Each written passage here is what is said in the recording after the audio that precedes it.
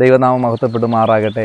അനുഗ്രഹിക്കപ്പെട്ട ഒരു ദിവസം കൂടി ദൈവം ദാനമായി നൽകിയതിനായി ഞാൻ ദൈവത്തിന് നന്ദി പറയുന്നു.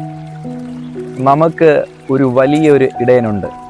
ശ്രേഷ്ഠനായ ഒരു ഇടയൻ നമുക്കുണ്ട്. ആ ഇടയൻ തൻ്റെ ആടുകൾക്ക് വേണ്ടുന്നതൊക്കെയും കരുതുന്ന ഒരു ഇടയൻ.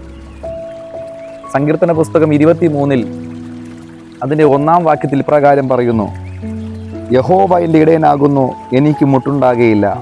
പച്ചയായ പുൽപ്പുറങ്ങളിൽ അവൻ എന്നെ കിടത്തുന്നു. സ്വസ്ഥതയുള്ള വെള്ളത്തിനരികത്തേക്ക് എന്നെ നടത്തുന്നു. എൻ്റെ പ്രാണനെ അവൻ തണുപ്പിക്കുന്നു. തിരുനാമം നിമിത്തം എന്നെ നീതിപാതകളിൽ നടത്തുന്നു. ഈ ഇടയൻ്റെ പ്രത്യേകത ആടുകളെ നല്ലയായ മേച്ചിൽപ്പുറങ്ങളിലേക്ക് കൊണ്ടുപോയി കിടത്തുന്നു. അതുമാത്രമല്ല, ആടുകളുടെ ദാഹം തീർക്കുവാൻ വേണ്ടി സ്വസ്ഥമായ അരുവിയിലേക്ക് കൊണ്ടുപോകുന്നു. അതേ പ്രിയപ്പെട്ടവരെ, നമുക്കൊരു ഇടയനുണ്ട്.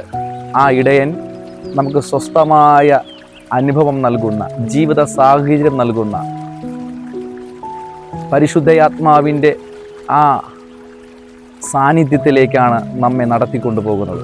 അതുമാത്രമല്ല, പച്ചയായ അനുഭവം എന്ന് പറഞ്ഞാൽ വചനത്തിൻ്റെ പച്ചപ്പിലേക്ക് നമ്മെ ഓരോ ദിവസവും പുഷ്ടിപ്പെടുത്തി ഈ ഇടയൻ നമ്മെ നടത്തും.